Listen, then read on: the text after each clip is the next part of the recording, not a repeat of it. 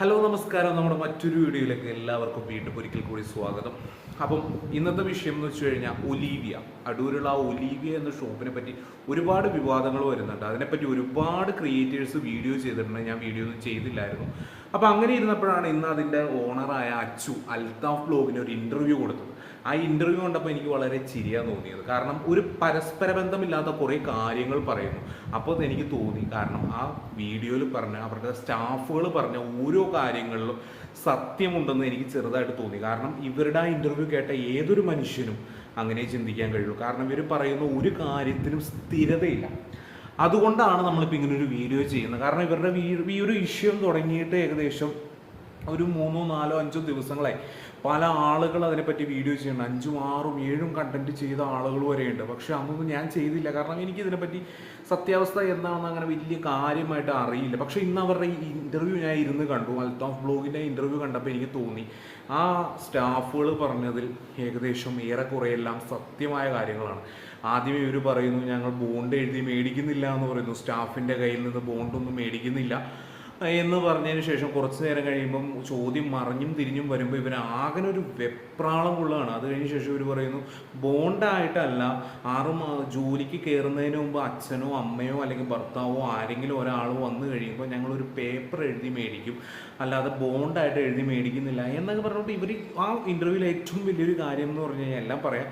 അതിന് മുമ്പ് പറയണതെന്ന് വെച്ചാൽ ആ ഒരു ഇൻ്റർവ്യൂവിൽ ആ അൽത്താഫ് ബ്ലോഗിൻ്റെ ആ ഒരു ഇൻ്റർവ്യൂ നോക്കിയാൽ അറിയാം, ആ അൽത്താഫ് എന്ന് പറയുന്ന ആങ്കർ ഒരു ഇരുന്ന സ്ഥലത്ത് തന്നെ മാന്യമായിട്ട് ഇരുന്ന് കൊണ്ട് തന്നെ പുള്ളി അനങ്ങാതെ ആ കാര്യങ്ങൾ ചോദിക്കുന്നു. പക്ഷെ ആ ചോദ്യങ്ങൾ കേട്ടുകൊണ്ടാണോ എന്നറിയില്ല, ആ ലേഡി അവിടെ ഇരുന്നിട്ട് വെപ്രാളം കൊള്ളുകയാണ്.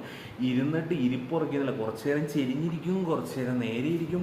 അതിൻ്റെ ഇടയ്ക്ക് ഭർത്താവ് അപ്പുറത്തുനിന്ന് എന്തൊക്കെയോ വിളിച്ച് പറയുന്നു. ഇവർ മൊത്തത്തിൽ കൺഫ്യൂഷനാണ്. കാരണം ഇത്രയും ജനങ്ങൾ, ഇത്രയും ആളുകൾ ഒരുമിച്ച് ഇറങ്ങി നിന്ന് ഇവർക്കെതിരെ പറഞ്ഞു കഴിഞ്ഞപ്പോൾ ശരിക്കും പറഞ്ഞാൽ ഇവർ പെട്ടു.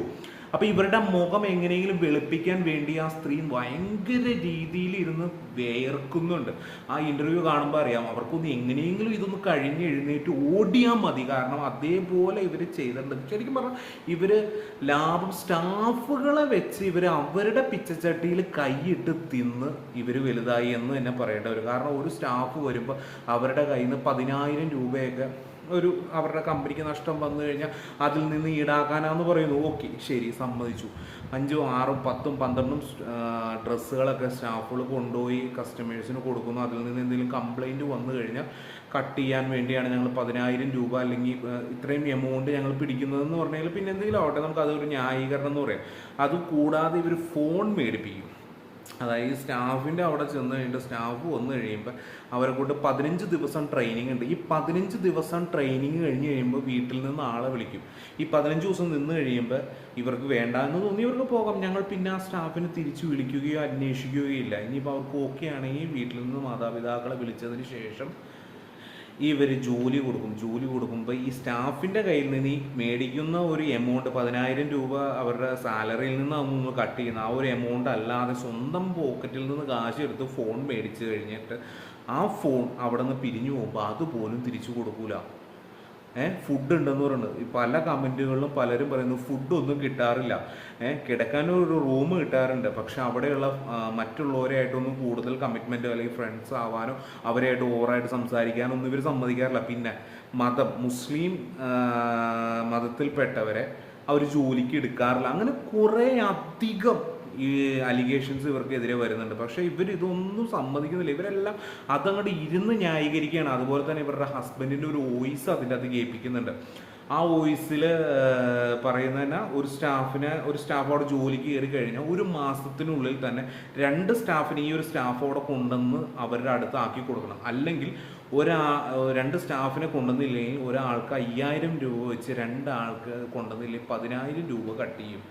ഇതൊക്കെ വളരെ പണ്ട് ഈ ഒരു ആംവേ അങ്ങനെയൊക്കെ പറയുന്നത് മണി ചെയിനിങ് ഉണ്ടായിരുന്നു. അതെന്ന് പറഞ്ഞാൽ പിന്നെ രസമുണ്ട് കേൾക്കാൻ. അതായത് നമ്മുടെ താഴെ ഒരാളെ കൊണ്ടുവന്നാക്കി കഴിഞ്ഞാൽ അവർ ജോലി എടുക്കുമ്പോൾ അതിൽ നിന്ന് 10,000 രൂപ നമുക്ക് എന്നൊക്കെ പറഞ്ഞുകൊണ്ട് കുറേ നാളുകൾക്ക് ഇപ്പോഴും ഉണ്ട് മണി ചെയിൻ, പല രീതികൾ, പല പേരുകൾ. അപ്പോൾ അങ്ങനെയുള്ളതിലൊക്കെയാണ് ഞാൻ ഈ മാതിരിയുള്ള കാര്യങ്ങൾ കേട്ടിട്ടുള്ളൂ. പക്ഷേ അതിനുശേഷം ഇപ്പോൾ പുതിയ രീതിയിലുള്ള തട്ടിപ്പ്, അതായത് എങ്ങനെയെങ്കിലും ജോലിക്ക് വരുന്ന ഈ പാവപ്പെട്ട കുട്ടികളുടെ കയ്യിൽ നിന്ന് പിഴിഞ്ഞ് അതുകൊണ്ട് തിന്ന് പുട്ടടിച്ച് വീർത്ത് ഇരിക്കുക എന്നുള്ള ഒരു മൈൻഡോട് കൂടി ഭാര്യയും ഭർത്താവും കൂടി ഇറങ്ങിയിട്ടുണ്ട്. അതിൻ്റെ ഒരു പേരാണ് ഒലീവിയ.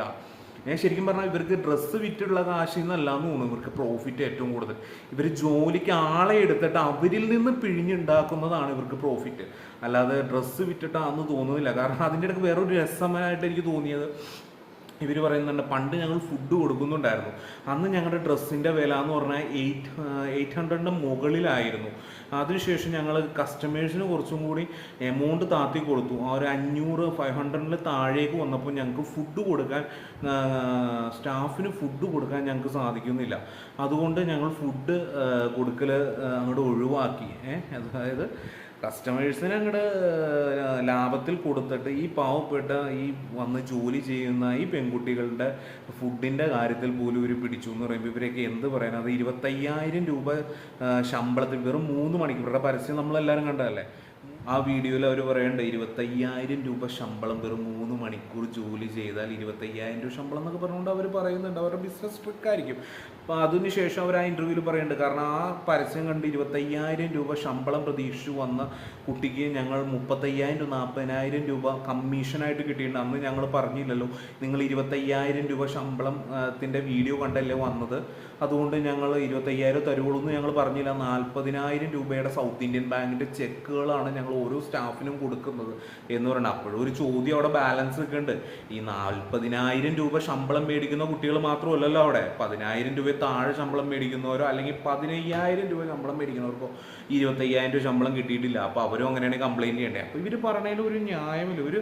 ഇവരെല്ലാം ഇവർക്ക് ഒരു സ്ഥിരതയില്ല, അതാണ് പറയുന്നത്. ന്യായം എന്നല്ല, ഒരു സ്ഥിരതയില്ല അവർക്ക്. ആ ഒരു ചോദ്യത്തിൽ ഇപ്പോൾ ഒരു ചോദ്യം ചോദിച്ചു, അവരൊരു മറുപടി പറഞ്ഞു. ഒരു 5 മിനിറ്റ്, ഒരു 5 സെക്കൻഡിന് ശേഷം, 5 മിനിറ്റ് പോലും വേണ്ട, 5 സെക്കൻഡിന് ശേഷം അവരോട് ആ ഒരു ചോദ്യം റിപ്പീറ്റ് ചെയ്താൽ അവർ ആ ഉത്തരമല്ലായിരിക്കും നൽകുന്നത്, അതിന് വേറൊരു ഉത്തരം നൽകും.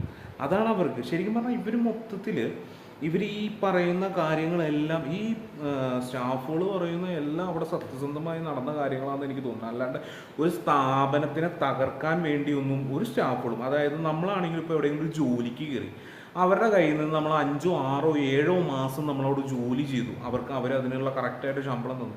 ആ ഒരു ശമ്പളം കൊണ്ടാണ് നമ്മളെല്ലാം, നമ്മുടെ കുടുംബം അല്ലെങ്കിൽ നമ്മുടെ ഭാര്യ അല്ലെങ്കിൽ അച്ഛൻ, അമ്മ, മക്കൾ എല്ലാവരും അവർ തരുന്ന ആ ഒരു ശമ്പളം നമ്മൾ പണിയെടുത്തിട്ടാണെങ്കിൽ പോലും അവരുടെ കയ്യിൽ നിന്ന് മേടിച്ചിട്ടാണ് നമ്മൾ അത്രയും നാൾ അന്നം കഴിച്ചത്. അപ്പോൾ അത്രയും നാൾ അന്നത്തിന് നമുക്കൊരു വകയും ഉണ്ടാക്കി തന്ന ഒരു സ്ഥാപനത്തിനെയും ഒരാളും തകർക്കാൻ നോക്കൂല.